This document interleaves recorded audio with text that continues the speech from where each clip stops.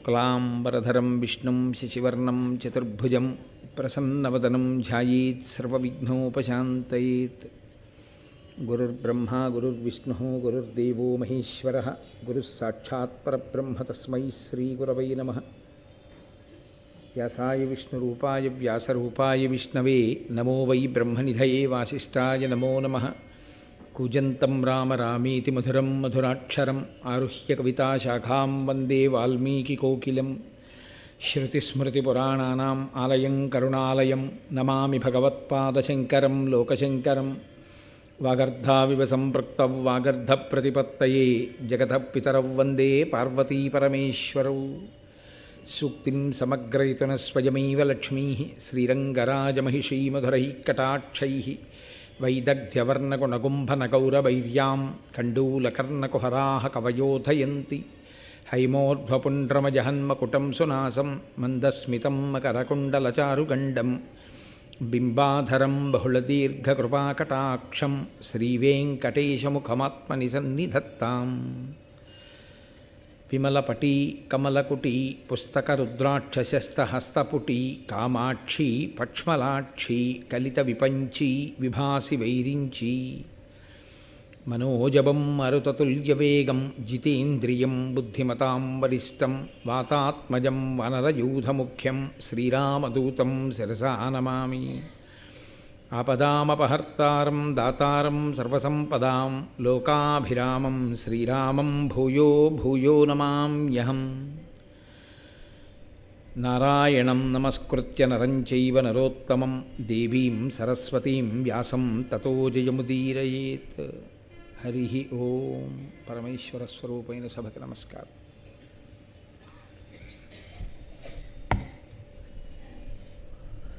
వినత యొక్క దాస్య విముక్తి కొరకు పావులు గరుత్మంతుణ్ణి అమృతం తెమ్మని నిర్బంధించడం, ఆయన అమృతాన్ని తీసుకొచ్చినా కూడా వాళ్ళు ఆ అమృతాన్ని తాగలేనటువంటి స్థితిని పావులు పొందడం ఇత్యాది విషయాలన్నింటినీ విన్నటువంటి ఆదిశేషుడు ఆయన కూడా కద్రువ యొక్క సంతానంలో ఒకడైన వాడే.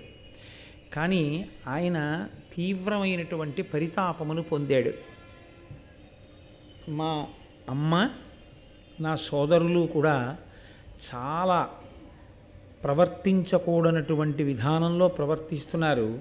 ఆ వినతని ఆమె యొక్క కుమారుడైనటువంటి గరుత్మంతుణ్ణి మిక్కిలి ఖేదమునకు గురి చేశారు. ఇటువంటి సోదరులతో నేను కలిసి ఉండను అనుకున్నాడు. అయితే ధర్మపక్షపాతి అయినటువంటి వ్యక్తికి ఎప్పుడూ ఈశ్వరానుగ్రహం ఉంటుంది. ఎవరితో కలిసి ఉన్నాడు ఎవరితో విడిపోయాడు అన్నదానికి ప్రాతిపదిక ధర్మం అయితే దానికి భగవంతుని యొక్క కృప ఉంటుంది. ధర్మము ప్రాతిపదిక కాకుండా దాన్ని ఏ అధికారం కోసమో స్థలాల కోసమో ఐశ్వర్యం కోసమో దెబ్బలాడుకుని విడిపోవడం, దాని పరిణామములు వేరుగా ఉంటాయి. నిన్నను మీరు గజకచ్చపముల యొక్క వృత్తాంతంలో చూశారు. ఆదిశేషుని యొక్క ఖేదము, ఆదిశేషుని యొక్క వ్యతిరేకత సోదరుల యొక్క ప్రవర్తన మీద, వాళ్ళు ధార్మికమైన ప్రవర్తన కలిగిన వాళ్ళు కారు అని. కాబట్టి ఆయన చతుర్ముఖ బ్రహ్మగారి గురించి తపస్సు చేశారు. ఆ తపస్సు కూడా ఒక చోట చేసినటువంటి తపస్సు కాదు. ఆయన గంధమాదన పర్వతం మీద మొదలుపెట్టి బదరీ క్షేత్రంలో, హిమాలయాల మీద, గోకర్ణంలో, పుష్కరారణ్యంలో అత్యంత పవిత్రమైనటువంటి క్షేత్రముల యందు తపస్సు చేశాడు. భారతం చదువుకోవడం, భారతం వినడంలో ఇదొక గొప్ప విషయం. కొన్ని క్షేత్రముల పేర్లు, కొన్ని పర్వతముల పేర్లు స్మరించినంత మాత్రం చేత ఈశ్వరానుగ్రహం కలుగుతుంది. వాటిని తలుచుకోవడం చేత మంగళములు కలుగుతాయి. ఆదిశేషుడు తపస్సు చేసినటువంటి పర్వతములు, క్షేత్రములు అంత గొప్పవి. శ్రీరామాయణంలో కానీ, స్కాంద పురాణంలో కానీ, లేకుంటే మహాభారతంలో కానీ, దక్షిణ భారతదేశంలో తపస్సుకి అత్యద్భుతమైన క్షేత్రంగా మీకు ప్రతి చోట కనపడేటటువంటి క్షేత్రం గోకర్ణ క్షేత్రం. ఎవరి తపస్సు మీరు చూడండి, భగీరథుడు తపస్సు చేసిన, రావణుడు తపస్సు చేసిన, ఆదిశేషుడు తపస్సు చేసిన, ఎవరు తపస్సు చేసినా సాధారణంగా గోకర్ణం యొక్క స్పర్శ ఉంటుంది. అసలు ఆ క్షేత్రం అంత గొప్పది. అక్కడ ఆరాధన చేస్తేనే తల్లిదండ్రులు చంద్రశేఖర భారతీస్వామి వారు జన్మించారు. అంతటి మహోత్కృష్టమైనటువంటి క్షేత్రం. ఆ క్షేత్రాలకి వెళ్ళడం ఒక ఎత్తు అయితే కనీసం ఆ క్షేత్రాల పేర్లు వినడం ఒక ఎత్తు. అంత గొప్ప విషయం. కాబట్టి ఆయన తపస్సు చేస్తే ఆయన తపస్సుకి మెచ్చుకున్నటువంటి చతుర్ముఖ బ్రహ్మగారు ప్రత్యక్షమయ్యారు. ఏం కావాలి అని అడుగుతారు సహజంగా. నేను మీతో మనవి చేశాను, దేవతలు కనపడితే వెళ్ళిపోరు, కోరిక అడుగుతారు అని.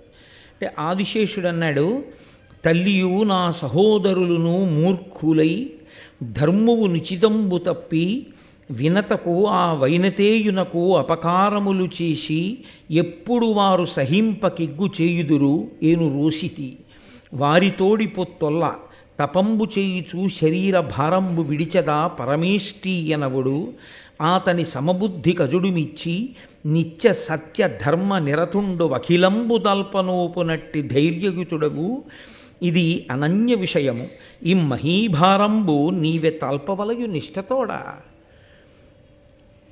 ఆయన బ్రహ్మగారి వంక చూసి అన్నాడు, నా సోదరులు, నా తల్లి కద్రువ, వీళ్ళు వినత పట్ల గరుత్మంతుని పట్ల భేదభావాన్ని కలిగి ఎన్నో ఇబ్బందులు పెట్టారు. ఆ సోదరులలో ఒకడనైన నాకు కూడా ఆ పాపంలో భాగం వస్తుంది. కాబట్టి నాకు ఇంకా ఈ శరీరంతో ఉండాలి అని లేదు. కానీ ఈ శరీరాన్ని విడిచిపెట్టాలి అంటే ఆత్మహత్య చేసుకోవాలి. అది మహాపాతకం, చేయకూడదు. కాబట్టి నేను తపస్సు చేసి ఈ శరీరాన్ని విడిచిపెట్టాలనుకుంటున్నాను. ఇందులో ఒక గంభీరమైన ప్రస్తావన ఉంటుంది. మీరు దాన్ని కొంచెం జాగ్రత్తగా గమనించవలసి ఉంటుంది. అసలు జీవుడు ఇన్ని జన్మలు ఎందుకు తీసుకుంటూ ఉంటాడు, ఎందుకు ఇన్ని శరీరాలు పుచ్చుకుంటాడంటే మూడిటి చేత దోషములు జరుగుతుంటాయి. ఒకటి, శరీరము చేత దోషం జరుగుతుంది. దీంతో చెయ్యకూడని పనులు చేస్తాడు. దీంతో ఎర్ర పువ్వు తొక్కాడు అనుకోండి, ఒక మహాపాపం దీని ఖాతాలో పడుతుంది. పాదం వెళ్ళి గోవుకు తగిలిందనుకోండి, ఒక మహాపాపం. పాదం వెళ్ళి తల్లిదండ్రులకి తగిలిందనుకోండి, ఒక మహాపాపం. ఈ శరీరంతో కొన్ని పాపాలు చేస్తాడు. ఏదో అసుర సంధ్య వేళలో నిద్రపోవడం ఇలాంటివి. మనసు చేత కొన్ని పాపములు చేస్తాడు. దాన్ని నేను పెద్ద వివరణ చెయ్యక్కర్లేదు. మనసుతో చేసేవి పైకి దొరికేవు కవు. లోపల ఏదో చూస్తాడు, ఒక వస్తువు, ఇది నాదైతే బాగుండు అనుకుంటాడు. అలా అనుకోవడం మానసికంగా చౌర్యం చేయడంతో సమానం. కాబట్టి మనసు చేత చేసిన దోషాలు ఉంటాయి. మూడవది, వాక్కు చేత చేసిన దోషాలు ఉంటాయి. ఈ జన్మలో వేదాంత శ్రవణం చేయడం, ఈ జన్మలో మహాభారత శ్రవణం చేయడం వల్ల కలగవలసిన బుద్ధి ఏది అంటే, ఏ మూడిటి చేత పాపము చెయ్యడం వలన మళ్ళీ మళ్ళీ శరీరమును పొందవలసినటువంటి దుర్గతిని పొందామో ఆ దుర్గతిని పోగొట్టుకోవడానికి ఈ మూడిటినే తిప్పి వాడాలి. మళ్ళీ ఈ శరీరాన్ని తీసుకెళ్ళి దేవాలయంలో కూర్చోబెట్టడం, ఈ శరీరాన్ని తీసుకెళ్ళి గుడి చుట్టూ తిరుగని చెప్పడం, ఈ శరీరంతో వెళ్ళి ఈశ్వరుడి పల్లకీ పట్టుకో అని చెప్పడం, ఈ చేత్తో ఇన్ని పువ్వులు తీసి ఈశ్వరుడి పాదాల మీద వేయడం, ఈ తల ఉంచి పరమేశ్వరుడి పాదాలకు తగిలేటట్టు నమస్కరించడం, మహాత్ములు కనపడినప్పుడు స్వర్ణదండం పడిపోయినట్టు నేల మీద పడి వారికి నమస్కారం చేయడం, మనసు చేత పరమేశ్వరుణ్ణి చింతన చేస్తూ ఉండడం, మహాత్ముల యొక్క వైభవాన్ని ఆలోచన చేస్తూ ఉండడం, వాక్కు చేత భగవంతుని యొక్క కీర్తన చేస్తూ ఉండడం. ఏ మూడిటి చేత పాపం జరిగిందో ఆ పాపాన్ని మళ్ళీ ఈ మూడిటినే ఈశ్వరుని యందు మీరు న్యాసము చేసి ఆ పాపములను కాల్చవలసి ఉంటుంది. అది అసలు నమః అన్న మాటకి యథార్థమైన అర్థం ఏమి అంటే, మళ్ళీ ఈ మూడిటి చేత చేసిన ఏ ఏ పాపముల వలన మళ్ళీ మళ్ళీ జన్మలను పొంది కష్టములను సుఖములను ఎదుర్కొంటూ బాధపడుతున్నాడో అందులోంచి బయటపడడానికి ఈ మూడిటి చేతనే తిరిగి పుణ్యకార్యములను చేసి ఆ పాప పంజరము నుండి బయటపడాలి. బయటపడి సాత్విక బుద్ధితో కూడినటువంటి భక్తితో కూడిన కర్మాచరణము వలన పండడం వల్ల కలిగేటటువంటి జ్ఞానము వలన అద్వైత సిద్ధిని పొంది ఇక్కడే ఇప్పుడే పునరావృత్తి రహిత శాశ్వత శివ సాయుధ్య స్థితిని పొందగలిగినటువంటి వైభవాన్ని పొందగలిగి ఉండాలి. అందుకొరకు ఈ మూడిటిని వాడతారు. ఆదిశేషుడు ఇప్పుడు ఈ శరీరంతో ఏం చేయాలి?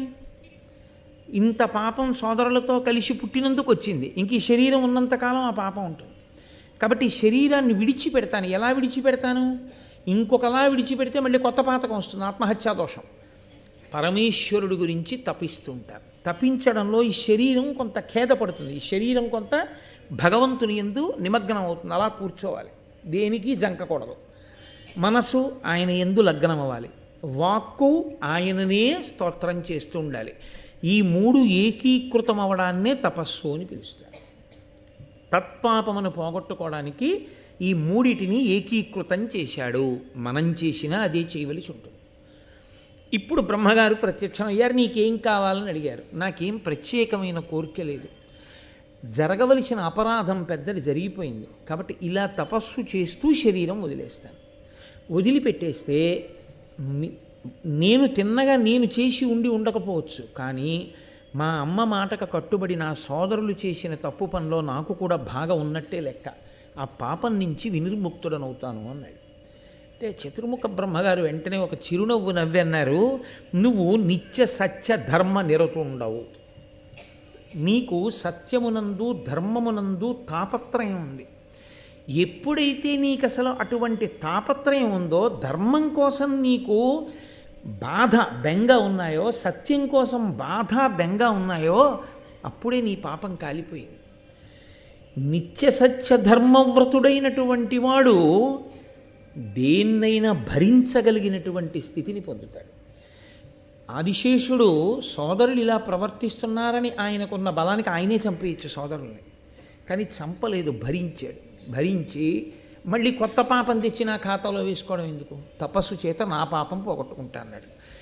ఇంత భరించగలిగిన శక్తి ఉన్నదే, ఇది పనికి రావాలి. ఇప్పుడు దాన్ని వాడుకోవాలి దేవతలం, అంతేకాని నువ్వు శరీరం వదిలేస్తే ఏం కలిసి వస్తుంది? నేను నిన్ను ఆజ్ఞాపిస్తున్నాను, నువ్వు ఒక బృహత్తరమైన కార్యాన్ని చెయ్యాలి. ఈ భూమినంతటినీ నువ్వు నీ పడగల మీద భరించి ఉంచు. ఇంత ఓర్పున్నవాడు నిత్య సత్య ధర్మ వ్రతుడైన వాడే భూమి భారమును భరించగలడు అనగా, మీరొక్క విషయాన్ని జ్ఞాపకం ఉంచుకోవలసి ఉంటుంది. భూమికి భారం ఎప్పుడు అంటే, భూమికి మామూలుగా ఉండేటటువంటి బరువు చేత బరువు భూమికి ఉండదు. ఇంతమంది ఉన్నారు కాబట్టి బరువు ఎక్కువైందండి, ఇందులో ఓ ఇద్దరిని తగ్గించేస్తే బరువు తక్కువ అవుతుందండి అని ఉండదు భూమికి. భూమికి బరువు దేని వలన అంటే, ధర్మనిరతిని మనుష్యుడు విడిచిపెట్టినా, సత్యనిష్టని మనిషి విడిచిపెట్టేసినా భూమికి బరువు అవుతుంది. చూడండి, నేనే అన్నం క్యారేజీలో పట్టుకుని వెళ్తున్నాను అనుకోండి, నాకు కొంచెం ఆకలిగా ఉందనుకోండి, తేలిగ్గా ఉంటాను. నేను పట్టుకెడుతున్న అన్నం అంటే నేను మోస్తున్న అన్నమే. ఈ అన్నం నేను తినేశాను, తినేగానే నాకు బరువుగా ఉంటుంది. చేతిలో పట్టుకున్నప్పుడు నేనే మోసాను, కడుపులో పట్టుకున్నప్పుడు నేనే మోసాను. కానీ ఆ అన్నం కడుపులో కడితే నాకు బరువుగా అనిపించి కన్నులు మూతపడినట్టు, పాపాచరణము మనుష్యులు చేస్తుంటే సత్యమును విడిచిపెట్టేస్తే భూమికి బరువు అవుతుంది. బరువు అయితే భూమి ఎవరికి చెప్తుంది అంటే, రక్షణ చెయ్యవలసిన వాడు స్థితికారుడు విష్ణువు కాబట్టి ఆయనకి చెప్తుంది. నేను ఈ భూభారమును మొయ్యలేకపోతున్నాను అంటుందంటే, పాపమును నేను భరించలేకపోతున్నాను. అప్పుడు ఈశ్వరుడు ఏం చేస్తాడంటే అవతార స్వీకారం చేస్తాడు. ఎవరు అధర్మము పెచ్చరిల్లడానికి కారణమై ఉన్నారో వాళ్ళని చెనకుతాడు. అది కూడా అనుగ్రహమే అవుతుంది. అప్పుడు అది అవతారమునకు కారణమవుతుంటుంది. అవతారము అంటే ఈశ్వరుడు కిందికి దిగివచ్చుట అని. కాబట్టి భూమి భారము తగ్గాలంటే భూమి భారమును పంచుకోవడానికి ఎవరు సమర్థుడు? సత్యధర్మములతో ఉన్నటువంటి వాళ్ళు భూమి మీద ఉంటే భూమాత సంతోషిస్తుంది వాళ్ళు ఉన్నారు అని. అంత గొప్ప సత్యధర్మవ్రతుడవైనటువంటి నువ్వు ఈ భూభారమును మొయ్యడానికి తగినవాడివి, కాబట్టి నీ పడగల చేత ఈ భారమును వహించు అని ఆయన ఒక సలహా చెప్పాడు బ్రహ్మగారు. నీ సోదరుడు కేవలము గరుత్మంతుడు మాత్రమే కాదు, నీ సోదరులు కేవలము పాములే కాదు, గరుత్మంతుడు కూడా నీకు సోదరుడే. మిగిలిన పాముల విషయం పక్కన పెట్టు. పుణ్యాత్ముడు ధర్మాత్ముడు గొప్ప ఈశ్వర విభూతిని కలిగి ఉన్నవాడితో సంబంధాన్ని ఎన్నడూ విడిచిపెట్టుకోవద్దు. ఇది ఆనాడు కాదు, ఏనాటికి కూడా అందరికీ అది సందేశం. ఏది పోయినా పర్వాలేదు జీవితంలో, భగవత్ సంబంధం ఉన్న వ్యక్తితో అనుబంధం మాత్రం ఎన్నడూ పోగొట్టుకోకూడదు. అది పోగొట్టుకోవడం కన్నా పెద్ద నష్టం ప్రపంచంలో ఇంకా ఏదీ ఉండదు. మళ్ళీ కొన్ని కోట్ల జన్మల తర్వాత కానీ అది పూడుతుందన్న నమ్మకం ఉండదు. కాబట్టి కశ్యప ప్రజాపతి పుత్రకామేష్టి చేస్తే పుట్టినవాడు, వాలఖిల్యుల యొక్క అనుగ్రహం చేత వరం చేత జన్మించినటువంటి వాడు, అమృతాపహరణమును చేసినవాడు, ఇంద్రుణ్ణి గెలిచినవాడు, వజ్రాయుధమును లెక్కపెట్టినవాడు, అంతటి మహావిజ్ఞుడు, పరాక్రమవంతుడు నీ సోదరుడు గరుత్మంతుడు. ఆయనతో మాత్రం నువ్వు నీ అనుబంధాన్ని కొనసాగించు. ప్రయత్నపూర్వకంగా గరుత్మంతునితో నువ్వు చెలిమి చెయ్యి అని చెప్పి ఆదిశేషుణ్ణి భూభారమును వహించడం కోసమని ఆయన నియంత్రించాడు. అప్పటి నుంచి ఆయన ఆ భూభారమును వహిస్తున్నాడు. అందరూ అన్నదమ్ములే, కానీ భగవంతుని యొక్క అనుగ్రహంతో భగవంతుని యొక్క సేవ చెయ్యడం వల్ల ఇద్దరు తప్పుకున్నారు తల్లి శాపం నుంచి. ఒకరు ఆదిశేషుడు, రెండవ వారు వాసుకి. వాసుకి పాలసముద్రాన్ని చిలికినప్పుడు మందర పర్వతాన్ని కవ్వంగా చేసి చిలకడానికి ఒక త్రాడు కావలసి వచ్చింది. అప్పుడు వాసుకిది చాలా పెద్ద శరీరం కాబట్టి వాసుకిని మందర పర్వతానికి చుట్టారు. అదంత తేలిక విషయం ఏం కాదు.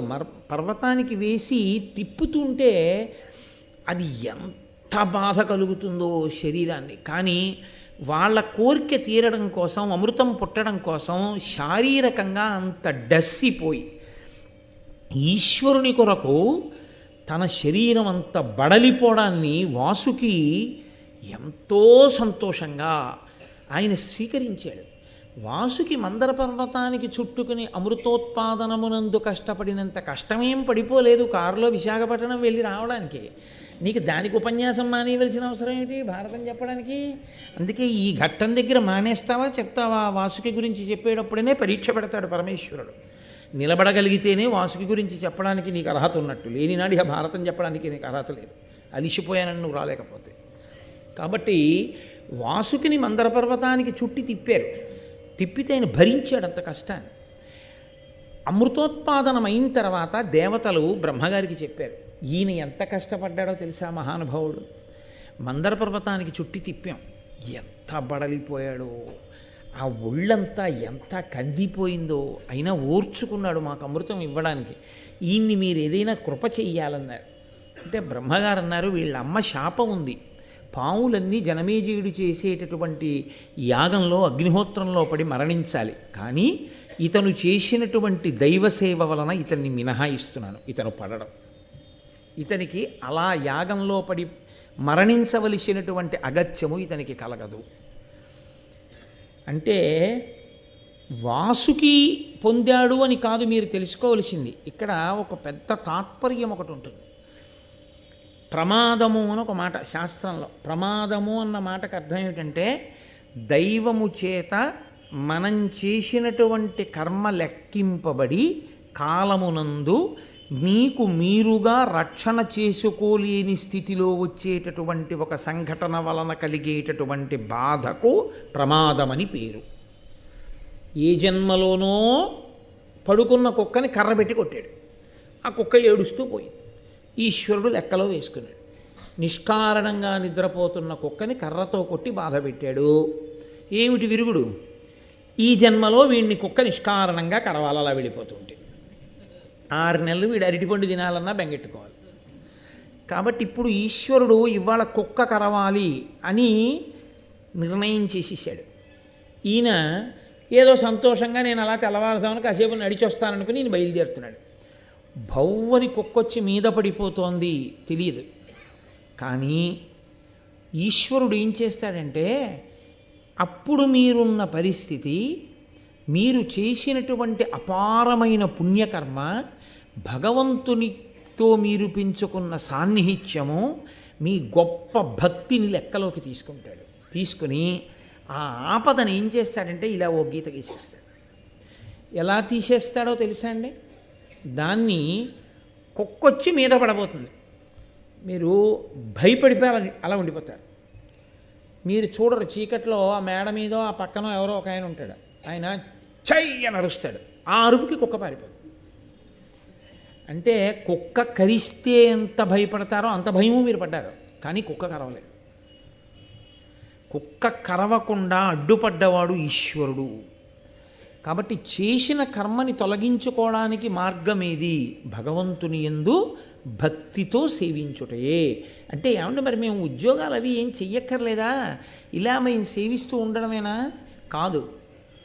మీరు భక్తితో ఈశ్వరుణ్ణి సేవించుట అన్న మాటకు అర్థం ఏమిటంటే మీరు ఏది మాట్లాడుతున్నా ఈ మాట ఈశ్వరానుగ్రహము అని గుర్తుపెట్టుకున్న నాడు మీరు పాపభూయిష్టమైన మాట మాట్లాడలేకుండా మీ అంత మీరు నిగ్రహించుకోగలరు. అదే తపస్సు. ఈ చేతిని ఇలా చూపించలేరు, ఈ శక్తి అమ్మవారు అని గుర్తొస్తే అదే తపస్సు. మీరు ఏది పడితే అది, ఎప్పుడు పడితే అప్పుడు, ఎలా పడితే అలా తినలేరు. అలా తినలేకుండా ఉండడం, దాన్ని ఒక మర్యాదతో తినాలి అని గుర్తుపెట్టుకోవడం తపస్సు. కాబట్టి ఇప్పుడు మీరు ఏది చేస్తున్నారో అదే చేస్తూ ఉంటారు, కానీ అది చేసేటటువంటి పద్ధతి మారిపోతుంది. జవాబుదారీతనంతో చేస్తారు. ఈ చెయ్యడం ఉందే, ఈ భక్తి ఉందే, ఈ నిబద్ధత ఉందే, దానికే నిరతిశయ భక్తి అని పేరు. ఆ నిరతిశయ భక్తియే చేసిన పాపముల వలన వచ్చేటటువంటి కర్మలను కూడా పక్కకు తీసి రక్షణ కల్పిస్తుంది. కాబట్టి వాసుకి అటువంటి రక్షణ పొందాడు. ఆదిశేషుని యందు వాసుకి యందు ఒక ప్రధాన భేదం ఉంటుంది. ఆదిశేషుడు బ్రహ్మగారు వరమిస్తే భూమిని మోస్తూ నాకు ఇంకా పాములతో సంపర్కం అక్కర్లేదని ఆయన దూరంగా ఉండిపోయాడు. వాసుకి కూడా వరం ఉంది, నువ్వు పడిపో అగ్నిహోత్రంలోని, కానీ ఆయన బెంగ పెట్టుకున్నాడు. సరే నేను సంతోషంగా ఉన్నాను, వీళ్ళెవరూ పట్టించుకోవట్లేదు, వీళ్ళందరూ వెళ్ళి జనమేజయుడి సర్పయాగంలో పడిపోతారు, పడిపోతే వీళ్ళందరూ నశించిపోతారు, ఎలా వీళ్ళు రక్షణ పొందేది? ఒక్కొక్కడి తాపత్రయం అలా ఉంటుంది. అన్నగారి గురించి తమ్ముడికి అక్కర్లేదు, ఎప్పుడూ పట్టించుకోడు తమ్ముడు అన్నగారి గురించి. అన్నగారు తమ్ముడున్న ఊరిడితే ఆ ఊళ్ళో ఉన్న వాళ్ళందరూ స్వాగతం చెప్పడానికి వస్తారు, తమ్ముడు తప్ప. అలాంటి అన్నదమ్ములు ఉంటారు లోకంలో. అన్నగారు మాత్రం స్మరిస్తూ ఉంటాడు ఆ తమ్ముడు వృద్ధిలోకి రావాలని, 10 మందిలో చెప్పుకోలేకపోయినా. అలాంటి అన్నదమ్ములలో తమ్ముడికి అన్నయ్య ఎక్కర్లేకపోయినా తమ్ముడి గురించి ఆలోచించే అన్నయ్య ఉన్నట్టు, తనకి అవసరం లేకపోయినా మిగిలినటువంటి పావులన్నిటి గురించి వాసుకి బాధపడుతున్నాడు. ఆయన బంధుప్రీతి అటువంటిది. కాబట్టి ఆయన అన్నాడు, చిరముగ బ్రహ్మకుం తపము చేసి అనంతుడనంత దారుణీభరగుర కార్యయుక్తుడయి పన్నగ ముఖ్యుల పొత్తువాసి చిచ్చర తనయంత నుండి మరిచేర్చి తలంపడ యొక్కనాడు దుర్భరతర దందశూకకుల భావి భయ ప్రవిఘాత కృత్యముల్. ఆదిశేషుడు బ్రహ్మగారి దగ్గర వరం పొందాడు, హాయిగా సంతోషంగా భూమిని మోస్తూ ఆయన ఆజ్ఞ ఔదల దాలుస్తూ ఉండిపోయాడు. యువతల నా సోదరులకు వచ్చేటటువంటి కష్టం గురించి ఆయన ఆలోచించట్లేదు. ఏదో ఒకనాడు మొదలు పెట్టేస్తాడు జనమేజయుడు సర్పయాగాన్ని. ఇవాళ కాకపోతే రేపు, రేపు కాకపోతే ఎల్లుండి. ఎప్పుడంటే కృతయుగంలో ఇచ్చింది ఆవిడ శాపం. ఎప్పుడు చేశాడు యజ్ఞం? కలియుగ ప్రారంభంలో చేశాడు. ఒక్కసారి ఇచ్చిన శాపమాక్కు కట్టి కొడపవలసిందే. అనుభవంలోకి రావడానికి పాపం ఎప్పుడు వస్తుందో ఆవిడకి తెలియదు, ఎప్పుడైనా వస్తుంది. యుగాలు మారిపోయినా జీవుడి ఖాతాలో పడిపోయింది ఉండిపోతుంది అంతే. అదే పోవడం అన్నదేం ఉండదు, వచ్చి తీరుతుంది ఆపద రూపంలో. వీళ్ళు పట్టించుకోవట్లేదు, ఎప్పుడు వస్తుందో తెలియదు. కాబట్టి ఎప్పుడు సర్పయాగం జరుగుతుందో, ఎప్పుడు సర్పయాగంలో వీడు పడిపోతాడో నాకు అర్థం కావట్లేదు. పైగా జనమేజయుడన్న పేరుతో ఉన్నవాడు ఒక్క ఈ జనమేజయుడే అని మీరు అనుకోకండి. భారతంలో 90 జనమేజయులు ఉన్నారు. ఒక్క జనమేజయుడన్న పేరుతో 9 మంది వ్యక్తులు ఉన్నారు. 9 సార్లు వస్తారు జనమేజయులు. అందులో చిట్ట చివరి 9వ జనమేజయుడు ఈ జనమేజయుడు. కాబట్టి జనమేజయుడు సర్పయాగం చేయడం అంటే జనమేజయుడు అన్న పేరున్నవాడు ఏ కారణానికి ఎప్పుడు ఏం చేస్తాడో వాళ్ళు వస్తూనే ఉంటారు. పురువంశ ప్రారంభం నుంచి వచ్చారు వాళ్ళు. కానీ కలియుగం ప్రారంభంలో జనమేజయుడికి వచ్చింది ఆలోచన సర్పయాగం చేద్దామని. కాబట్టి ఇచ్చిన వాక్కు ఎప్పుడో అనుభవంలోకి వస్తుంది. వీళ్ళు పట్టించుకోవట్లేదు, అవతల ఆదిశేషుడు పట్టించుకోడు. వీళ్ళందరూ ఎప్పుడు చచ్చిపోతారో అని నాకు బెంగగా ఉంది అని వాసుకి ఏడుస్తున్నాడు. ఐరావతాదులు అని ఆ జాతి పావులన్నింటినీ పిలిచి ఆయన తన బాధ వ్యక్తం చేస్తున్నాడు. వ్యక్తం చేస్తుంటే వీళ్ళు దుందుడుకు స్వభావం, అందుకే క్రూరులు అన్నాడు బ్రహ్మగారు. దుష్టమైన రూపమున్న వాళ్ళు, క్రూరమైన మనసున్న వాళ్ళు, భూమికి భారమైన వాళ్ళు, వీళ్ళు చచ్చిపోతే నష్టం లేదు అన్నాడు ఆయన. వాళ్ళకి ఎంత మంచి మాట చెప్పినా తలకెక్కదు. తలకెక్కకపోవడమే అన్నిటికన్నా అత్యంత ప్రమాదకరమైన విషయం. భూమికి భారం ఎప్పుడవుతాడంటే తనకి తెలియకపోవడం ఎన్నడూ తప్పు కాదు. ఒకడు చెప్తే తలకెక్కించుకొని వాడే భూమికి భారం. రావణాసురుడికి తెలియకపోవడం తప్పు కాదు, ఎంతమంది చెప్పినా వినకపోవడమే భూమికి భారం అయ్యాడు. కాబట్టి వాళ్ళన్నారు, ఏమిటనయా అంత బెంగ పెట్టుకుంటావు? జనమేజయుడు యాగం చేస్తే, యాగం చేసేవాడు ఆయనే, నేటి పాడు చేయడం మనకి రాదా? బోల్డ్ మార్గాలని యాగం పాడు చేసేయడానికి. జనమేజయుని చేయు సర్పయాగమునకు విఘ్నమందరము కావింతుము, అతడు ధర్మార్థికావున దారుణీసురులమై అడుగదము ఇదియు చేయకుమనియును. కొందరమతనికి కూర్చు మంత్రులమునై ఈ క్రతుక్రియ చేసి ఇహపరములకు పెక్కు దోషంబులని హేతువులు చూపియుడిగినంత, అందరనొక్క మొగిన భక్ష్య భోజ్య లేహ్య పానీయముల మీద సదములోని విప్రజనుల మీద వెగడుపడగ పారి వెరపింత ఒజ్జలు తత్ప్రయోగ విధులు తప్పి పరవా. ఏమిటనయా అంత బెంగ పెట్టుకుంటావు? జనమేజయుడు యాగం మొదలుపెట్టాడు అనుకో, మనకి కామరూపం ఉంది, మనం బ్రాహ్మణ వేషాలు వేసుకుంటాం. జనమేజయుడికి బ్రాహ్మణులంటే భక్తి కాబట్టి మనం బ్రాహ్మణ వేషాలతో పెడతాం.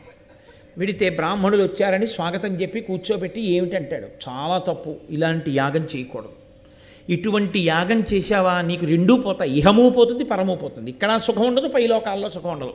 రెండు పోయే యాగం ఎందుకు చేస్తావు? ఎవడైనా యాగం ఎందుకు చేస్తాడు? ఇహము పరము కొరకు చేస్తాడు. ఇక్కడ లోకం బాగుండాలి, పైన ఊర్ధ్వలోకాల వాసన దొరకాలి, అందుకు చేస్తారు యాగం. నువ్వు చేసే యాగం రెండూ పోగొట్టేస్తుంది, ఇలాంటిది ఎందుకు చేస్తావు అని మనం చెప్దాం. బ్రాహ్మణ భక్తితో యాగం చేయడం మానేస్తాడు. ఒకవేళ వినడనుకో, మనలోనే కొంతమందిని ఆంతరంగికులైనటువంటి మంత్రుల వేషాలు వేసుకుందాం.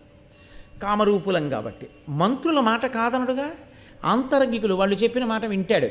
వెళ్ళి పరమ ప్రేమతో జనమేజయ తప్పు, ఇటువంటి యాగం చెయ్యొద్దు అని చెప్దాం, వింటాడు. ఇంకా వినలేదనుకో, యాగం మొదలెట్టి ఋత్విక్కులు కూర్చుంటారు. భక్ష్యము భోజ్యము లేహ్యము చోష్యము, తినేవి తాగేవి నాకేవి చప్పరించేవి ఇవన్నీ ఉంటాయిగా, వాటన్నింటి మీద పాకేద్దాం మనందరం. మనమందరం పాకేస్తే విషతుల్యం అయిపోతుంది, దాన్ని హవిస్సుగా ఇవ్వరుగా. అక్కడ హవిస్సు పాత్ర ఉంటుంది, నేతి పాత్రలు ఉంటాయి, వాటన్నిటి మీద పాకేద్దాం. ఇంకెందుకు ఇస్తాడు హవిస్సు? యాగం అయిపోతుంది. అంతేకాదు, వజ్జలు, వజ్జ అంటే ఉపాధ్యాయుడు, వజ్జ ప్రకృతి వికృతి, వాళ్ళు కూర్చుని ఉంటారు యాగం చేద్దామని. వెళ్ళి వాళ్ళ మీద పడదాం, పడి వాళ్ళ మీద పాకుదాం, తలలెత్తి బుస్ అందాం, వాళ్ళు లేచి పారిపోతారు. దీక్షలో ఉన్నవాడు లేచి పారిపోకూడదుగా. దీక్షలో ఉన్నవాడు పీటల నుంచి లేచిపోయి పరిగెత్తిన తర్వాత ఇంకా దీక్షాభంగం అయిపోయిందిగా, ఇంకెక్కడ యాగం పోయిందిగా. ఏమిటనయా బెంగెట్టుకుంటాం?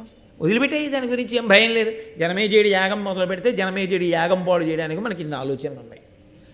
అంటే అందులో ఉన్న కొంతమంది పెద్దలు అన్నారు, ఒరే మీరు చాలా తేలిగ్గా చెప్తున్నారా, ఒకసారి బ్రాహ్మణుడు మంత్రోచ్చాటనం చేసి అగ్నిలోకి మనం పడిపోవాలి అని ఆయన సంకల్పం చేసిన వెంటనే అపకారం చెయ్యడానికి వెళ్ళిన మనం ఎక్కడున్నామో వెతుక్కుంటూ వస్తాయి అగ్నికీలలు తినడానికి. నువ్వు వాళ్ళ మీద పాకడం కాదు, నీ మీదకి అగ్ని పాకుతుంది. ఎందుకంటే అగ్నికి వ్యాపించే గుణం ఉంది, అందుకే అశ్వశబ్దంతో పిలుస్తారు దాన్ని. గమనము చేత వ్యాపిస్తుంది. అగ్ని వ్యాపించే గుణం లేకపోతే ఇక్కడ అంటుకున్న అగ్ని ఎక్కడి వరకు వెళ్ళిపోతుంటుంది. అరణ్యంలో అగ్ని అంటుకుంటే అరణ్యాన్నంతటినీ కాలుస్తుంది, వ్యాపిస్తుంది. కాబట్టి అసలు మనం ఆ ప్రాంగణంలోకి వెళ్ళగానే వాళ్ళు మంత్రోచ్చాటనం చేస్తే మనం ఎక్కడ దాక్కున్నామో వెతుక్కుని మరీ వచ్చి పట్టుకుని లాక్కుపోయి కాల్చేస్తాం. కాబట్టి నువ్వు నేను దాని మీద పాకడం ఏమిటి, బ్రాహ్మణుల మీద పడడం ఏమిటైనా మతుందా నువ్వు చేసే ఆలోచనకి? ఏమి బాగులేదు నీ చెప్పినటువంటి మాట అంటే. ఆయన వాసుకి తెల్లబోయి వింటున్నాడు. ఎలా మరి దీనికి పరిష్కారం ఎలా కుదురుతుంది, వీళ్ళు ఎలా రక్షింపబడతారు? అందులో ఏలాపుత్రుడు అని ఒక పాము, ఆయన హఠాత్తుగా లేచి ఓ మాట అన్నాడు. కద్రువ మనందరికీ శాపం పెట్టిన రోజు రాత్రి కద్రువ ఒడిలో తల పెట్టుకుని నిద్ర రాకపోయినా నిద్ర వచ్చినట్టుగా నటించి పడుకుని ఉన్నాను నేను. ఆ సమయంలో ఒక ఆశ్చర్యకరమైన సంఘటన జరిగింది. బ్రహ్మగారి దగ్గరికి దేవతలందరూ వెళ్ళారు. వెళ్ళి మహాపరాక్రమవంతులు కదా పాములు, అంత పరాక్రమవంతులైన జాతిని తన అధర్మానికి తన అసత్యానికి చనిపోమ్మని కద్రువ ఎలా శపించిందయ్యా? ఆవిడిచ్చిన వాక్కుకి పాముల జాతి అంతా నశించిపోవడమే. ఇంత బలవంతులైనటువంటి పాములందరూ పడిపోయి నశించిపోవలసిందే.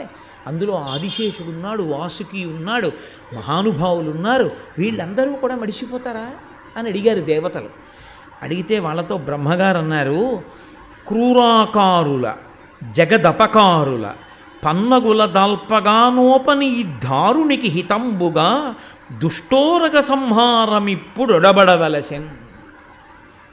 అసలు కద్రువ నోటి వెంట ఆ మాట వచ్చేటట్టుగా ప్రేరణ ఎందుకు చేశామో తెలుసా? మీకు ఎవరికి తెలియదు. క్రూరాకారుల పావును చూడగానే ఎంత బాగుందో అని ఇలా చూసేవాడు ఎవరు ఉండడు. దాని ఆకారం చూస్తేనే అసలు భయం. క్రూరాకారుల జగదపకారుల, జగత్తుకి అపకారం చేస్తాయి, దానికి భయం వేస్తే కరుస్తుంది. కాబట్టి జగత్తుకి అపకారం చేసేటటువంటి లక్షణం ఉన్నటువంటి ఆ పాములు పన్నగుల దాల్పగానోపని ఈ దారునికి హితంబుగా, అటువంటి పాముల యొక్క పాపపు నడత నేను భరించలేకపోతున్నానని భూదేవి ఏడుస్తోంది. అందుకని అవన్నీ నశించిపోవాలి. అవన్నీ నశించిపోవడానికే కద్రువ నోటి వెంట ఆ మాట వచ్చింది. కాబట్టి అవి నశించిపోతాయి. అది దేవతలకి ప్రీతికరమే, పావులన్నీ నశించిపోవడం. కాబట్టి నువ్వేం బెంగపెట్టుకోకర్లా, అవి పోని. కానీ ఇందులో దేవతా సర్పములు కొన్ని ఉన్నాయి. అవి దేవతలకు, భూమికి, మనుష్యులకు ఉపకారం చేసేటటువంటివి. అవి పడకుండా, ఆ యాగంలో పడిపోకుండా, ఒకానొకప్పుడు వాసుకి చెల్లెలైనటువంటి జరత్కారు వేరొక మునిశ్రేష్ఠుడైనటువంటి జరత్కారుని వివాహం చేసుకుంటుంది. ఇద్దరి పేర్లు జరత్కారే. వారిద్దరికీ కలిపి ఆస్తికుడు అనబడేటటువంటి ఒక ముని పుడతాడు. ఆ ముని వెళ్ళి జనమేజయుడి యొక్క సర్పయాగాన్ని ఆపు చేస్తాడు. ఆపు చేస్తే పాపభూయిష్టమైన సర్పములన్నీ అప్పటి వరకు యాగంలో పడి కాలిపోతాయి. ఆ తర్వాత కొన్ని సర్పములు దేవతలతో చెలిమి చేసినవి, పుణ్యం చేసినవి, లోకోపకారం చెయ్యవలసిన పాములు కొన్ని మిగిలిపోతాయి. ఆ విధంగా వాటి సంఖ్యని తగ్గించేస్తాం. లేకపోతే వాటి సంఖ్య ద్విగుణీకృతం అయిపోతే ఈ భూమి మీద మిగిలిన ప్రాణులు బ్రతకవు. భయంతో చాలా బీభత్సమైన వాతావరణం ఏర్పడుతుంది. అందుకని అవి నశించిపోవడానికే ఈ ఏర్పాటు జరిగింది. అంటే ఇది ఒక విషయం జ్ఞాపకం పెట్టుకోవాల్సి ఉంటుంది. ఒక జాతి అంతా దేనివల్ల నశించిపోతుంది అంటే, అందరూ కలిసికట్టుగా ఒకే రకమైన పాపపు జీవనానికి అలవాటు పడి ఒక సంఘముగా ధర్మ వ్యతిరిక్తమైనటువంటి ప్రవర్తనకి అలవాటు పడిపోతే ఈశ్వరుడు ఒక మహాత్ముని యొక్క వాక్కుని ప్రచోదనం చేస్తాడు. వాళ్ళకి వ్యతిరేకంగా విడిచిపెట్టు. దానికి ఏం పెద్ద యుద్ధం అక్కర్లేదు. ఎక్కడో ఎప్పుడో ఒక మహాత్ముడలిగి ఒక్క మాట అంటాడు, అంతే. ఆయనన్న ఆ మాటకి ఆ జాతి అంతా నశించిపోతుంది. వ్యక్తుల యొక్క వాక్కు, ఈశ్వర బలం కలిగినటువంటి వారి వాక్కు అంత శక్తివంతము. దాన్ని ఈశ్వరుడు ప్రచోదనం చేయించి ఇబ్బందులు తీసుకొస్తుంటాడు. ఎప్పుడు మన జీవనము పాపభూయిష్టమైతే, మనం ధార్మికంగా ఉంటే ఆ ఈశ్వరుడే మనని రక్ష చేస్తాడు. అందుకే ఘోర అఘోర రూపములు రెండూ ఈశ్వరుడికే ఉంటాయి సనాతన ధర్మంలో. తప్ప భయపెట్టడానికి ఓడు, భయపెట్టిన వాడి నుంచి రక్షించడానికి ఓడు సనాతన ధర్మంలో ఉండరు. ఇద్దరూ ఈశ్వరుడే ఉంటాడు. భయకృత్ భయనాశన, భయమును సృష్టించిన ఆయనే, భయాన్ని పోగొట్టిన ఆయనే, ఆపద ఇచ్చిన ఆయనే, ఆపదని తీసేసిన ఆయనే, పాపమునకు ఫలితమిచ్చి ఘోర రూపంతో నిలబడ్డ ఆయనే, ఆ ప్రార్థన చేసినప్పుడు ఆ భయానకమైన రూపాన్ని విడిచిపెట్టి ఒక కన్న తండ్రిగా ప్రసన్నమూర్తిగా నిలబడిన ఆయనే. కాబట్టి మన నడవడిని బట్టి ఈశ్వరుడు మనకి కనపడము అన్నది, ఈశ్వరుడు మనకు ఫలితం ఇవ్వడము అన్నది ఆధారపడి ఉంటుంది. కాబట్టి అటువంటి మహాపురుషుడు ఒకడు జన్మించాలి. జన్మించితే ఆనాడు మనందరం గట్టున పడతాం. కాబట్టి ఇప్పుడు ఆయన ఎక్కడున్నాడు? ఆ ఆస్తికుడు పుట్టడానికి ఆ జరత్కారు ఎక్కడున్నాడు? ఆ జరత్కారుడు దొరికితే వాసుకి చెల్లెలైన జరత్కారువునిచ్చి వివాహం చెయ్యాలి అని ఆయన వైపుకి కథ తిరిగింది. ఇప్పుడు తిరిగితే ఆయన యయావర వంశమునందు శ్రేష్ఠుడు, బ్రహ్మచారి, గొప్ప నియమపాలనం చేసేటటువంటి వ్యక్తి. ఇంకా ఎంత ఘోరమైన బ్రహ్మచర్యం అంటే, ఆయన ఊర్ధ్వరైతస్కుడు. ఆయన భార్య అన్న మాటని కూడా స్మరణలోకి రానివ్వలేదు. అంత గొప్పగా శాస్త్రాధ్యయనం చేశాడు, అంత గొప్ప తపస్సు చేశాడు. అయితే బ్రహ్మచారిగా శాస్త్రాధ్యయనం చేయడం, బ్రహ్మచారిగా తపస్సు చేయడం చాలా గొప్ప విషయాలు. కానీ ఇవి ఎంతవరకు పనికొస్తాయి? ఒక వయస్సు వరకే. ఒక వయసు తర్వాత వివాహం నేను చేసుకోవడమా నేను చేసుకోకపోవడమా అన్న విషయంలో నాకు స్వేచ్ఛ ఉండదు. సనాతన ధర్మంలో ఎట్టి పరిస్థితులలోనూ వివాహం చేసుకోకుండా ఉండరాదు. ఎందుకంటే దాని వలన మీరు రుణపడిపోతారు. పితృరుణము అని ఉంటుంది. తండ్రికి కొడుకు పుట్టగానే రుణపడతాడు. దేనికి రుణపడతాడు? ఆయన నన్నెలా కన్నాడో నేను అలాగే ఇంకొక కొడుకుని కనాలి. కంటే తప్ప ఆ రుణం పోదు. ఒకవేళ తండ్రి శరీరం విడిచిపెట్టేసినా పితృదేవతలు చూస్తూ ఉంటారు, వీడు కన్నాడా కొడుకునని. నాన్నగారండి నేను కూడా కొడుకుని కన్నాను అని కొడుకుని కన్నప్పుడు సచేల స్నానం చేస్తారు. అందుకే ఏ బట్టలతో ఉన్నాడో ఆ బట్టలతో నీటి మీద చప్పుడయ్యేట్టు నీరు పైకి ఎగిరేటట్టు ఎప్పుడు దెబ్బ కొట్టడం కానీ దూకడం కానీ చెయ్యరు. ఒక్క సచేల స్నానంలో కొడుకు పుట్టినప్పుడు కొంచెం ఎత్తైన ప్రదేశం నుంచి లోపల రాళ్ళవి లేవని నిర్ధారణ చేసుకున్న తర్వాత దాని మించి నీటిలోకి దూకుతారు. దూకితే శరీరం నీటిలో పడ్డప్పుడు ఒక్కసారి నీరు పైకి లేస్తుంది. ఆ పైకి ధబ్బన్న శబ్దంతో పైకి లేచిన నీటి కెరటాన్ని చూసి వీడు పితృరుణం నుంచి విముక్తుడయ్యాడు అని పితృదేవతలు సంతోషిస్తారు. అప్పుడు చేస్తారు సచేల స్నానం. ఇంకొకసారి సచేల స్నానం వేరొక అమంగళకరమైన సందర్భం కాబట్టి నేను దాన్ని అసలు ప్రస్తావన చేయను. మంగళస్నానం సచేల స్నానం కొడుకు పుట్టినప్పుడు చేస్తారు. కాబట్టి పితృరుణం నుంచి విడుదల పొందాలి. వాడు మహాతపస్వి కావచ్చు, చదువుకున్నవాడు కావచ్చు, గొప్ప తత్వవేత్త కావచ్చు, ఎన్ని తెలిసున్నవాడైనా కావచ్చు. అటు సన్యాసము తీసుకోకుండా ఇటు పెళ్ళి చేసుకోకుండా ఉండిపోయిన వాడు భ్రష్టుడవడమే కాదు, వాడి పితృదేవతలు కూడా భ్రష్టులైపోతారు. మహాభారతం తీర్పు చెప్తోంది. కాబట్టి నేను పెళ్లి చేసుకోనండి, నాకు వేదాంతం అలవాటైందండి, నేను ఇలా ఉంటానండి, నాది చాలా గొప్ప వ్రతం అండి అన్నవాడెవరో అది చాలా దుర్మార్గమైనటువంటి విధానం. అలా ఉండకూడదు, శాస్త్రం అంగీకరించదు దాన్ని. కాబట్టి ఆ జరత్కారు చేసినటువంటి తప్పేమిటంటే తాను బ్రహ్మచర్యమునందుండి శాస్త్రాధ్యయనం చేశాడు, తపస్సు చేశాడు, గురువుల యొక్క శుశ్రూష చేశాడు. దాని వలన ఆయనకి ఋషి రుణం తీరింది. కానీ పెళ్లి చేసుకోలేదు, చేసుకోకుండా ఉండిపోయాడు. ఘోరవ్రతములు సలుపుచు దార పరిగ్రహము సేయ తానొల్లక సంసారపు నర్భవభీతి అపార వ్యామోహపాశ బంధచ్యుతుడై. ఆయన భార్యని స్వీకరిస్తే పిల్లలు పుడతారు, పిల్లలు పుడితే సంసారం వస్తుంది, సంసారం వస్తే మాయ కమ్ముతుంది, మాయ కమ్మితే మళ్ళీ పుట్టాలి. కాబట్టి అసలు నేను దారని స్వీకరించాను, నేను పాణిగ్రహణం చేయను, నాకు భార్య వద్దు, గృహస్థాశ్రమం వద్దు అని ఆయన పెళ్లి చేసుకోకుండా ఉండిపోయాడు. ఉండిపోయి ఒక రోజున ఎందుకో ఈశ్వరుడి యొక్క అనుగ్రహం ఒక ప్రాంతంలో తిరుగుతున్నాడు. ఆ తిరుగుతున్నటువంటి సమయంలో అక్కడ కొంతమంది ఆ నీటి సరస్సు ఒకటి ఉంది, ఆ నీటితో కూడినటువంటి ఒక చిన్న సరస్సు. అక్కడ ఔరుగడ్డితో చేయబడినటువంటి దుబ్బులు కొన్ని ఉన్నాయి. ఆ దుబ్బుల యొక్క వేర్లు ఎలకలు కొరికేసాయి. ఒకే ఒక్క వేరు ఉంది, అసలేది గడ్డి దుబ్బు. ఆ గడ్డి దుబ్బుకున్నది ఒక్క వేరు. ఆ ఒక్క వేరుతో ఉన్నటువంటి గడ్డి దుబ్బుకి గడ్డి పరకలు చాలా ఉంటాయి కదండి. ఆ పరకలన్నీ పట్టుకుని కొంతమంది తలకిందులుగా వ్రేలాడుతూ సూర్యకిరణాలు తింటున్నారు. తింటుంటే ఈయనన్నాడు వాళ్ళని చూసి, అబ్బో ఇది ఒక గొప్ప తపస్సులా ఉంది, ఒక వేరున్న గడ్డి దుబ్బుకున్న గడ్డి పరకలు పట్టుకుని ఇంతమంది తలకిందులుగా వ్రేలాడుతూ సూర్యకిరణాలు తింటూ ఉన్నారు, గడగడ గడగడ వణుకుతున్నారు మీ అందరూ, తలలు కంపిస్తున్నాయి, నాడులు పైకొచ్చున్నాయి, ఇంత గొప్ప తపస్సు ఎలా చేస్తున్నారు, దీని యొక్క గొప్పతనం ఏమిటో నాకు చెప్తే నేను చేస్తాను అన్నాడు.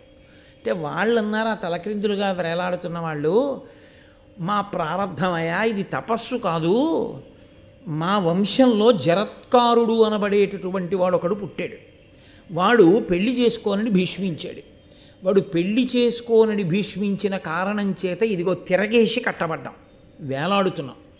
ఆ వేర్లు ఆ పిల్లవాడు పెళ్లి చేసుకోకుండా ఉన్న కొద్దీ యమధర్మరాజు గారు ఎలక రూపంలో కొరికేస్తున్నాడు ఆ వేర్లు.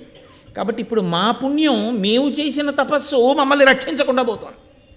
మేము చాలా ధార్మికంగా జీవించాం, మేము చాలా గొప్ప తపస్సు చేశాం, కానీ ఉపయోగం ఏముంది? అదిగో మా వంశంలో పుట్టినవాడు పెళ్లి చేసుకోవడం మానేశాడు, దానివల్ల ఇంకొక వేరు ఉండిపోయింది. అంటే ఇంకా వాడు పెళ్లి చేసుకుంటానని అంగీకరించి పెళ్లి చేసుకుని ఒక కొడుకుని కనడానికి ఉన్నటువంటి సమయము చాలా కొద్దిగా మిగిలి ఉంది. వాడు కానీ ఈ కాస్త సమయంలో కూడా పెళ్లి చేసుకోకుండా అలాగే ఉండిపోతే ఆ ఒక్క వేరు యమధర్మరాజు గారు కొరికేస్తాడు. కొరికేస్తే ఇది తపస్సు కాదుగా, కొరకగానే అంతే వేగంతో మేము అధోలోకములకు వెళ్ళిపోతాం. ఇక మాకు ఊర్ధ్వలోకవాసం ఉండదు. మేము చెయ్యని పాపానికి, మేము చెయ్యని నేరానికి ఒక ధూర్తుడైనటువంటి కొడుకు పెళ్లి చేసుకోకుండా ఉండిపోయి మేము లోకాన్ని ఉద్ధరిస్తున్నామని చెప్పుకు తిరుగుతూ తపస్సు చేస్తున్నానని చెప్పుకుంటున్న వాడి వల్ల మేము ఇంతటి నేరాన్ని పొందాం.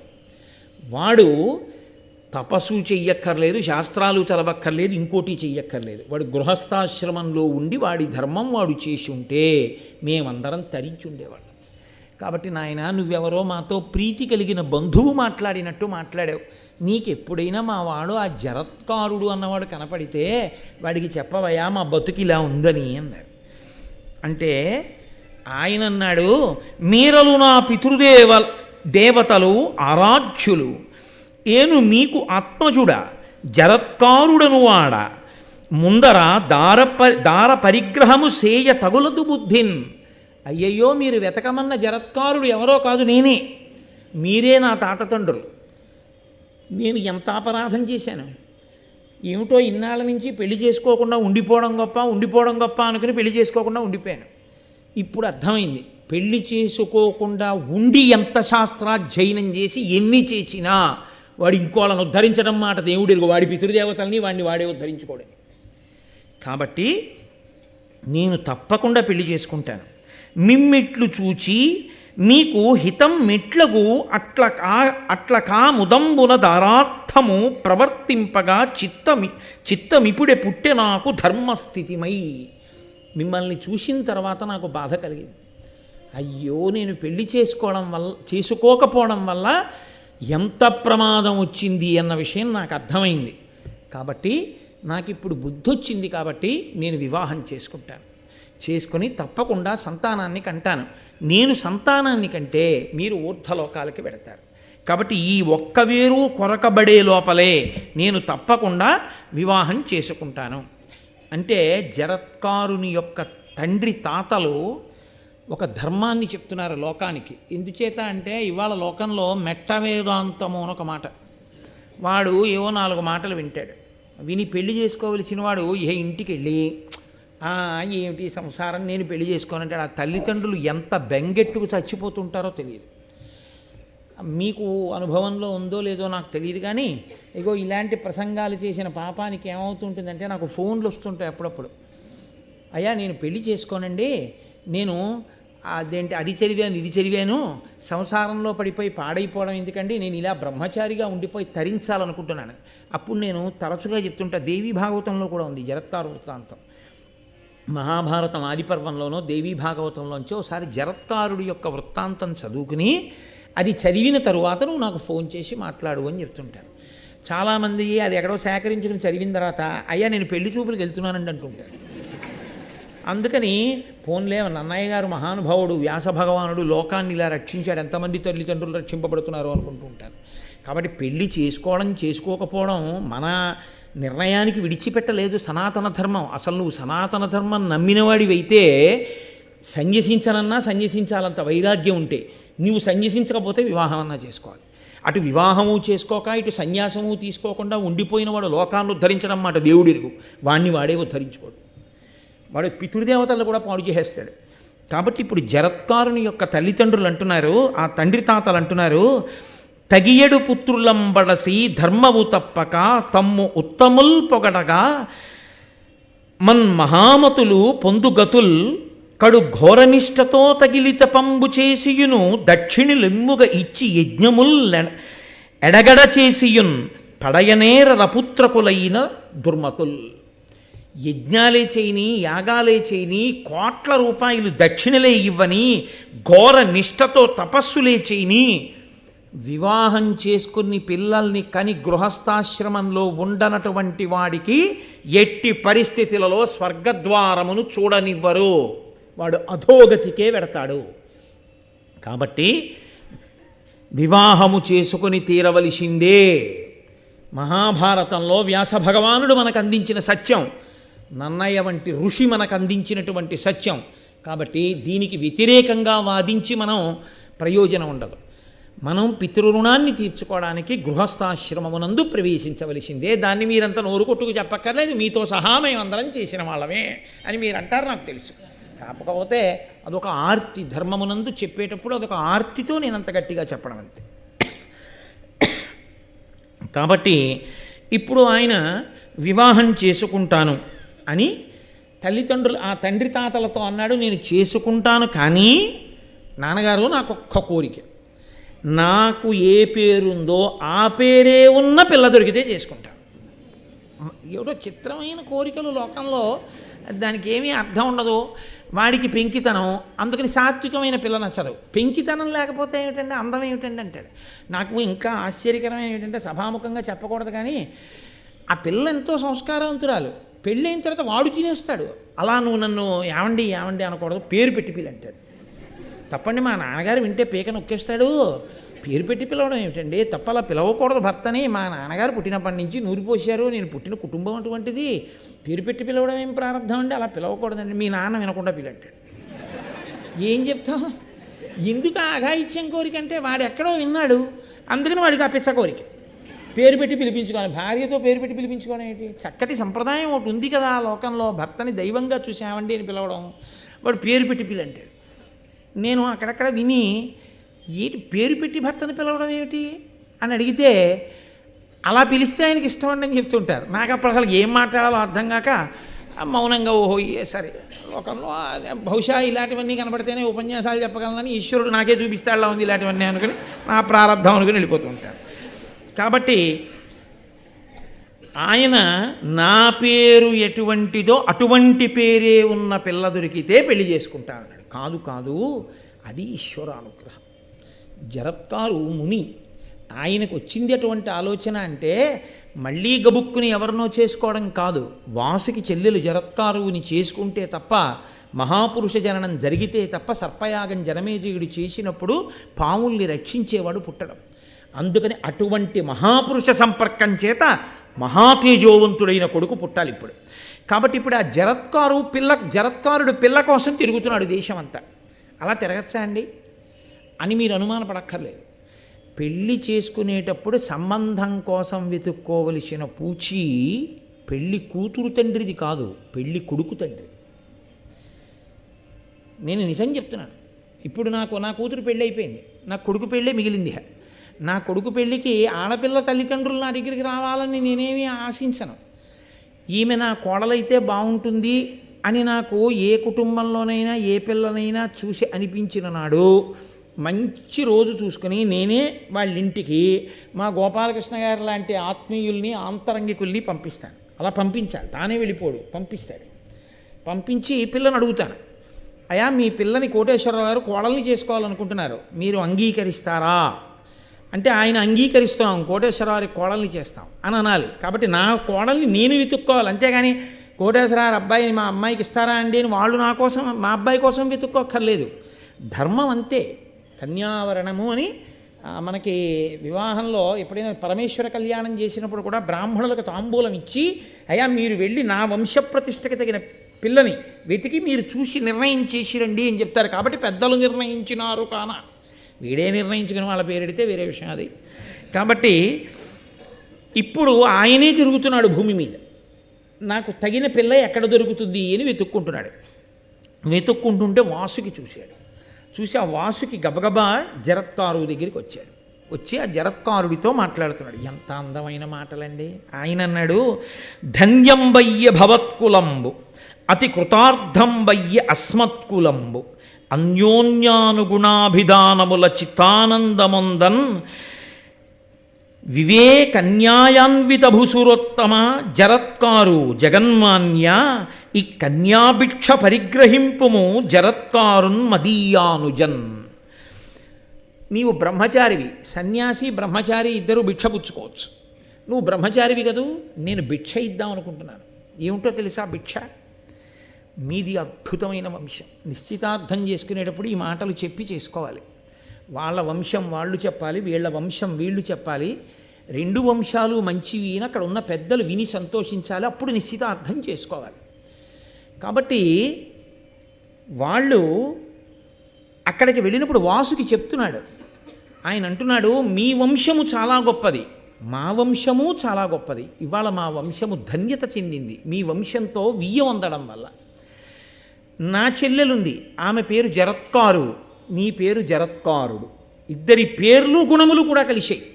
అన్నిటికన్నా ప్రధానమేది వివాహంలో అంటే గుణములు కలియాలి. ఆయన గుణం ఎటువంటిదో పిల్ల గుణము కూడా అటువంటిదే అయితే ఇద్దరూ సంతోషంగా ఉంటారు. ఆయన మహామూర్ఖుడు అనుకోండి, ఆ అమ్మాయి మూర్ఖురాలు అనుకోండి, మీరు చక్కగా అక్షతలేసేయచ్చు.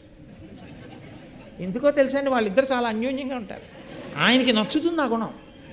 నేను ఇవాళ కుంకుడుకాయలతో తలంటి పోసుకుంటానన్నాడు అనుకోండి, నీ ప్రాణమే పోయినా పోయిన షాంపూతోనే పోస్తానంది అనుకోండి ఆవిడ. ఇది పట్టుదల అంటే. మా ఆవిడండి ఎంత డిటర్మినేటెడో తెలుసా అంటాడు. అది డిటర్మినేషన్ ఏంట్రా నీ మొహం, నువ్వు చెప్పిన మాట వినకపోతే డిటర్మినేషన్. కుంకుడుకాయ పులుసుతో తలంటి పోయించిన భాగ్యం లేదా నీకు? మీ కర్మ. అలా మీరు చెప్పినట్టు అసహ్యంగా వెంటనే అభిప్రాయాలు మార్చుకునే భార్య మీకు దొరికింది, అది మీ ప్రారంభం. నా భార్య అలా మార్చుకో, మాట అంటే మాట. అప్పుడు ఇద్దరు మూర్ఖులకి సంసారం బాగుంటుంది. అది ఒకరికొకరు తగినవారు. అలా ఒకరు చక్కగా ఒకరు చెప్తే వినేవారు అనుకోండి, రెండో వాళ్ళు కూడా ఒకరు చెప్తే వినేవాళ్ళు అయితే వాళ్ళకి అన్యోన్యంగా ఉంటుంది. ఒకడు మూర్ఖుడు, ఒకళ్ళు చెప్తే వినేవాళ్ళు అనుకోండి, రెండో వాళ్ళు నలిగిపోతూ ఉంటారు. ఈవిడ వినడమే, ఆయన వినడు. ఎప్పుడు ఆయన జీవితంలో వినడం అన్నది లేదు, ఈవిడ జీవితంలో ఆయనకి చెప్పడం అన్నది లేదు, చెప్పి ఒప్పించడం అన్నది లేదు. వాళ్ళ జీవితం అంతా అలాగే ఉండిపోతుంది. అప్పుడు ఏమిటి మన ఇద్దరం అక్షతలు వేసి ఏమిటి ఉపయోగం? ఏమి ఉండదు. కాబట్టి ఎవరికి తగిన గుణము వారికి ఆ తగిన గుణము వారే లభిస్తే బాగుంటుంది. ఒక్కొక్కడికి మార్నింగ్ షో చూడడమే ఇష్టం. ఏమిటో అదో విచిత్రంగా ఉంటుంది కొంతమందికి. ఏమిటో నాకు స్నేహితుడు ఉండేవాడు, ఎక్కడ ఈ టీవీ ఛానల్ ఎక్కడ ఈ ఉపన్యాసం విన్నాడంటే నా బతుకు బట్టబయలు చేసాడు వీడు అనుకుంటాడు. వాడిని ఒరే ఎందుకురా సెలవు కదురా ఫస్ట్ షోకి వెళ్ళరా అంటే, అలా కాదు నీకు తెలీదు, పొద్దున్న 8:30 కల్లా పలహారం చేసేసి ఆ టికెట్లకి క్యూలో నిలబడి వెళ్ళి పోరాటం చేసి టికెట్ కొనుక్కుని వెంటనే లోపలికి వెళ్ళిపోయి బయటంతా వెన్నెలగా ఉంటే ఇక్కడ చీకట్లో కూర్చుని సినిమా చూసి 1:30 అయిపోకో 1 అది విడిచిపెడితే అప్పుడు నకలాడుతూ ఇంటికి వెళ్ళి అప్పుడు పెట్టించుకుని అన్నం తిని పడుకుంటే ఎంత సంతోషంగా ఉంటుందో. సెలవు నీకేం తెలుసు, నువ్వు ఎప్పుడు ఫస్ట్ షోకి వెళ్దామంటావు.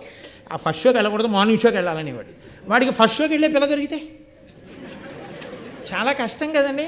మార్నింగ్ షోకి వెళ్ళే పిల్ల దొరికింది అనుకోండి, వాళ్ళిద్దరూ చట్టాపట్టాలు ఎదుగుపోతారు కదా.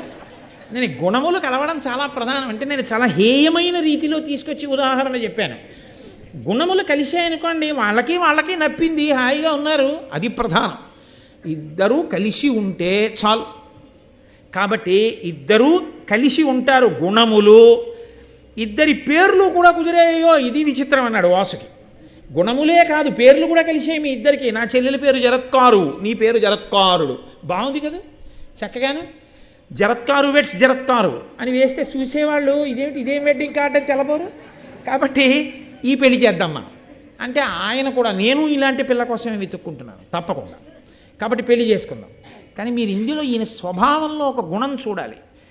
అది దైవదత్తమో ఇంకొకటో కానీ ఎప్పుడు తనకు నిర్ణయం చేసుకుని ఆ నిర్ణయానికి కట్టుబడిపోవడం ఆయన లక్షణం, ఆ జరత్కారుడికి. కాబట్టి ఇప్పుడు ఆయన ఇదిగో నీకు పిల్లనిస్తున్నాను స్వీకరించు అంటే ఆయన అన్నాడు తప్పకుండా అని. నేను నిన్ను వివాహం చేసుకుంటున్నాను, పణిగ్రహణం చేసి నిన్ను నా పత్ని స్థానంలోకి తీసుకుంటున్నాను. కానీ ఒక్కటి గుర్తుపెట్టుకో, ఎన్నాళ్ళు నువ్వు నన్ను అగౌరవపరచకుండా ఉంటావో అంతకాలం మన ఇద్దరం కలిసి ఉంటాం.